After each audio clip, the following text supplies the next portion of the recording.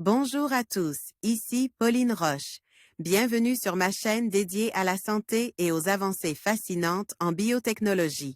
Si vous êtes curieux de découvrir comment ces innovations transforment notre bien-être et notre avenir, n'hésitez pas à vous abonner pour ne rien manquer. Prêt à en savoir plus? Bonjour Allons-y! à tous.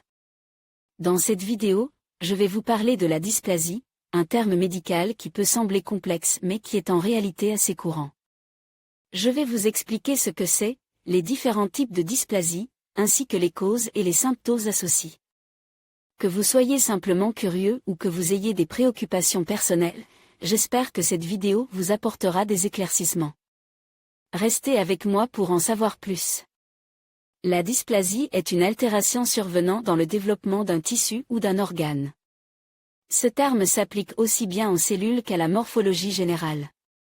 Ce phénomène peut se présenter au cours du développement embryonnaire, dysplasie congénitale, ou est acquise suite à l'exposition à des facteurs environnementaux, virus oncogènes. Des cellules altérées par des facteurs exogènes, la dysplasie acquise. Après la naissance et dans le cas de tissus à renouvellement rapide tels que les épithéliums, peau, muqueuses, moelle osseuse, certaines cellules peuvent être anormales et engendrer des anomalies sur le tissu en entier. Généralement, ces cellules sont peu différenciées, contiennent un noyau et un cytoplasme altéré et peuvent proliférer de façon anarchique. Ces accidents peuvent survenir à la faveur d'une exposition à un agent extérieur tel qu'un virus. La dysplasie cervicale, col de l'utérus, peut subvenir suite à une contamination. Par le virus HPV, papillomavirus, et doit être prise en charge car potentiellement cancéreuse, cancer du col de l'utérus. Le diagnostic se fait sur la base d'un prélèvement de tissu et une observation en laboratoire d'anatomo-pathologie. Cancer du col de l'utérus faisant suite à une lésion protangéreuse, dysplasie, hémange, public domaine, via Wikimedia Commons une pathologie. Dès la naissance, la dysplasie congénitale. Au cours du développement de l'embryon, certaines anomalies peuvent toucher des feuillets impliquent dans la formation des tissus et des organes. Il en résulte des malformations dès la naissance ayant un impact anatomique et physiologique. L. Ectoderme, feuillet embryonnaire à l'origine de L. Épiderme, des muqueuses et du système nerveux, peut être altéré et provoquer des pathologies congénitales et irréversibles. Ces dysplasies ectodermiques sont responsables d'une centaine de maladies rares qui affectent les dents, les poils, les cheveux, la peau et les ongles mais aussi des glandes telles que les glandes sudoripares.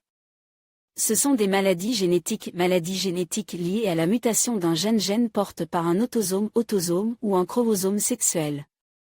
Par ailleurs, une faible quantité de liquide amniotique peut impacter le développement d'une articulation. Dysplasie de la hanche, ou encore la mutation d'un gène, NIA1, peut être à l'origine de la prolifération de tissus fibreux. Sein de l'os, dysplasie fibreuse, dans laquelle les os sont fragilisés. Les thérapeutiques proposées dépendent du type de dysplasie. De la prise en charge de la douleur à la chirurgie pour les dysplasies congénitales, et reposeront sur un traitement. De la lésion, traitement par laser, pour la dysplasie cervicale. En conclusion, la dysplasie est un terme médical qui désigne un développement anormal des tissus ou des organes. Que ce soit dans le contexte osseux, cellulaire ou d'autres systèmes, il est essentiel de comprendre les implications de cette condition pour un diagnostic et un traitement approprié. Si vous suspectez une dysplasie ou si vous avez des préoccupations concernant votre santé, n'hésitez pas à consulter un professionnel de santé. Merci de nous avoir suivis dans cette exploration de la dysplasie. Prenez soin de vous et restez informes.